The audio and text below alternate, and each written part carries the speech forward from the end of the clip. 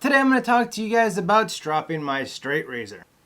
Just so you know right away that this is not any kind of tutorial. This is just my experience of learning how to use a strop on a straight razor. As you guys know, I recently started shaving with a straight razor from Naked Armor. Now, everything in this video I've used from Naked Armor because, well, I'm reviewing their kit.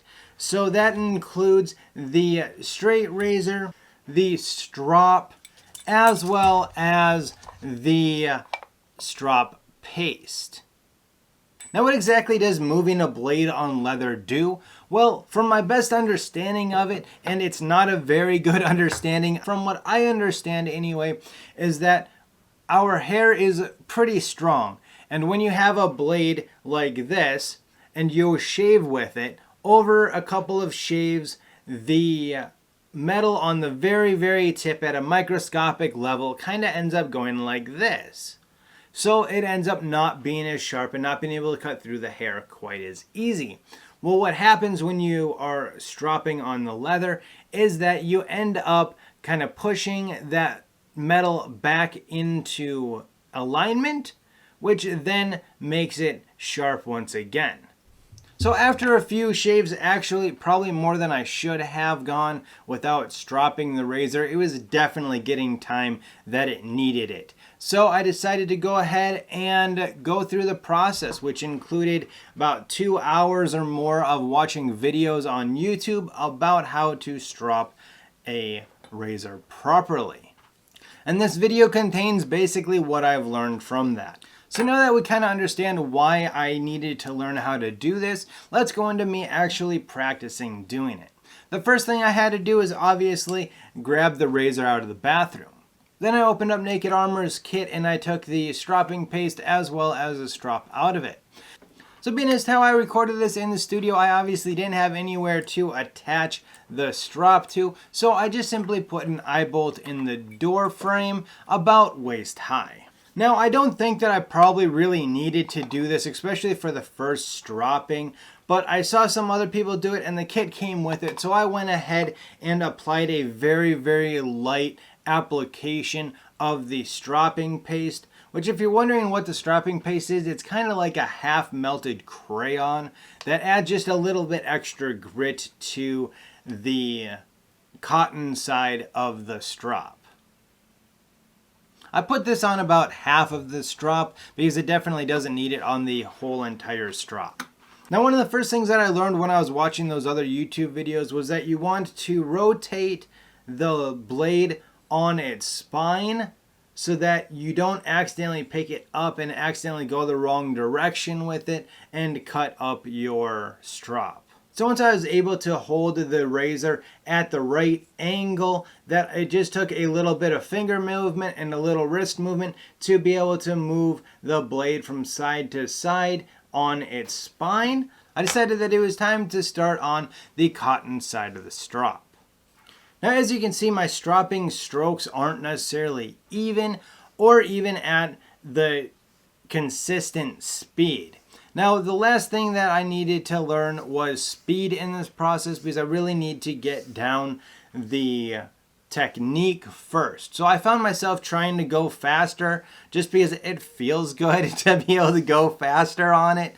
But I did find out that I really did need to pay more attention to the technique rather than the speed. So you'll see in this throughout this video that I'll be going quickly and then I'll kind of catch myself and I'll slow it down quite a bit on both the cotton and the leather stropping sides. My understanding is the cotton side of the strop doesn't really do all that much aligning, but it does make sure that your razor is clean, and it's a possibility that some of the softer little nicks would be able to get aligned even just on the cotton. So that's why you do that. You're supposed to use the cotton side, especially after you get done shaving, so that you are properly drying off your razor, which I'm going to be doing from now on out.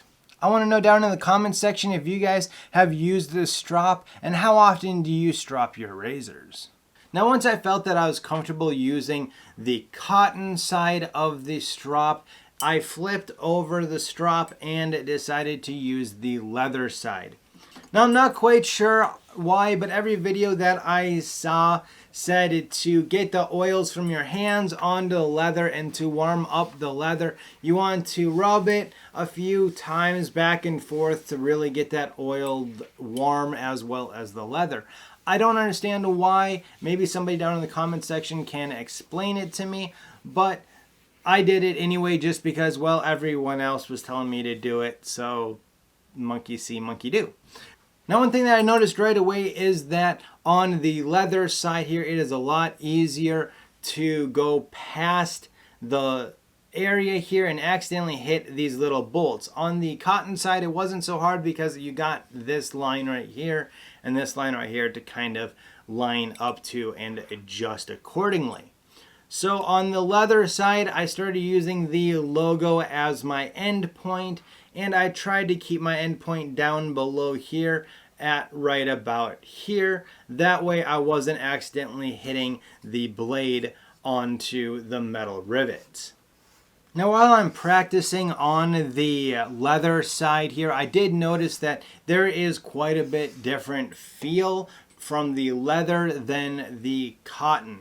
The leather side, the blade really likes to move a little bit quicker, and it seems that it's a little bit more touchy on the direction or the pressure that you're holding down on the blade. Now, you're not supposed to put a lot of pressure on the blade because that just ruins and messes things up. So finding out that nice perfect tension to be able to have the leather on the blade edge, as well as making sure that I was keeping that spine on as well, was a little bit difficult at first, but I think that I got the hang of it. And as you can see, once again, I keep catching myself going faster than need be. I would say that I practice stropping for right around 15 minutes. Now, I am nowhere near a good stropper, and I definitely don't think anybody should use this as any kind of guide of how to. But I think that within that 15 minutes, I am definitely improving and I am getting the strokes down right. And how do I know this? Well, because then I went and I shaved with the razor. And I have to say that it went much better and much smoother than it did before I used the strop. Before I used the strop, I had a little bit more catching on some hairs that it was having a little bit of a difficulty getting through. Now, how did the strop fare through my learning process? Well, so far I think that it's doing all right. I do have a couple of little nicks down here, mostly from when I was going with an underswing. That's why you don't do underswings, because you will nick your strop, unless if you're like a really good professional. So I am working on making sure that I keep that spine up against the strop on my strokes. That way I don't accidentally cut the leather some more. Hopefully you guys like this video. For more videos like it, check out this playlist up here that you may like, as well as the video down below. Until next time, as always, you have a good one.